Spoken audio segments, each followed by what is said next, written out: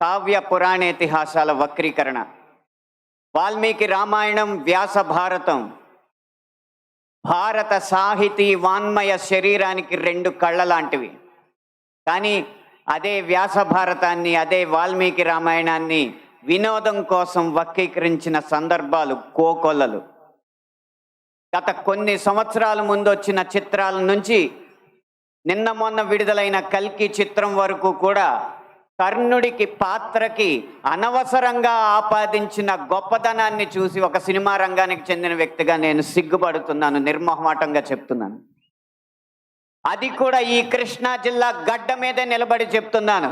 అప్పటి చిత్ర దర్శకులు, ఇప్పటి చిత్ర నిర్మాతలు ఇదే జిల్లా వారికి చెందిన వారైనా సరే పొరపాటు అని మనం చెప్పకపోతే ఈ హైందవ ధర్మంలో పుట్టినట్టు కాదు, ఈ హైందవ ధర్మాన్ని ఆచరించినట్టు కాదు, హిందువుగా ప్రకటించుకోవడం వ్యర్థం అని చెప్పి ఘంటాపథంగా తెలియజేస్తున్నాను. ఇప్పుడే ఈ సభలో, ఈ గొప్ప సభలో సత్యవాణి గారిని అభినవ ద్రౌపదిగా వక్తలు అభివర్ణించారు. ఆవిడే ఒప్పుకుంటారా?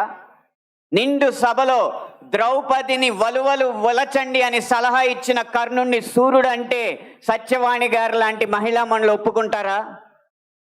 గంధర్వుల్ని చూసి, గంధర్వ సైన్యాన్ని చూసి ప్రాణమిత్రుణ్ణి కూడా వదిలేసి ప్రాణభయంతో పరుగులెత్తిన కర్ణుణ్ణి ధీరుడు, సూర్యుడు, వీరుడు అంటే ఈ హైందవ సమాజం ఒప్పుకుంటుందా? ఇలా ఎన్ని విధాలు చూసినా దానంగా వచ్చిన రాజ్యంలో తనకొచ్చిన కొద్దిపాటి సంపదని ఏదో దానాలు చేసినంత మాత్రాన ధర్మరాజు అంత గొప్ప దాత అని చెప్పి కర్ణుడిని అంటే మన సమాజం ఒప్పుకుంటుందా? నిన్న మొన్న వచ్చిన కల్కి సినిమాలో అగ్నిదేవుడు ఇచ్చిన ధనస్సును పట్టిన అర్జునుడి కంటే సూర్యుడు ఇచ్చిన ధనస్సు పట్టిన కర్ణుడు వీరుడు అని చెప్తుంటే యుద్ధంలో నెరిగేది ధనుస్సా ధర్మమా అని ప్రశ్నించకుండా మనం ఊరుకుంటామా?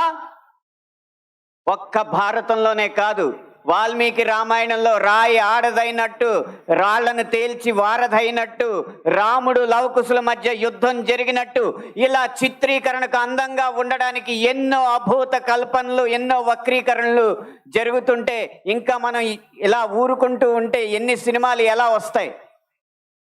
ఒక్క వక్రీకరణే కాదు, చిత్రీకరణలో, గీతాలాపనలో ఎన్ని రకాల హననాలు జరిగినాయో మనం గమనిస్తూ ఉండాలి. మీరు కొంతకాలం క్రితం ఒక హిందీ పాట వినే ఉంటారు. దమ్మరదం మిట్ జాయహం బోలో శుభశ్యామ్ హరే కృష్ణ హరే రామ్. రండి దమ్ము కొడదాం, కలుసుకుందాం, శుభ సాయంత్రం చెప్పుకుందాం, తర్వాత హరే కృష్ణ హరే రామ్ అందాం. భగవత్ తత్వాన్ని, భగవద్భక్తిని జగత్ ప్రస్తుతంగా జగద్విదితం చేసిన ఇస్కాన్ వారి నినాదం హరే కృష్ణ హరే రామ్ని ఒక ఐటమ్ సాంగ్లో పెట్టుకుంటే ఒప్పుకుంటామా?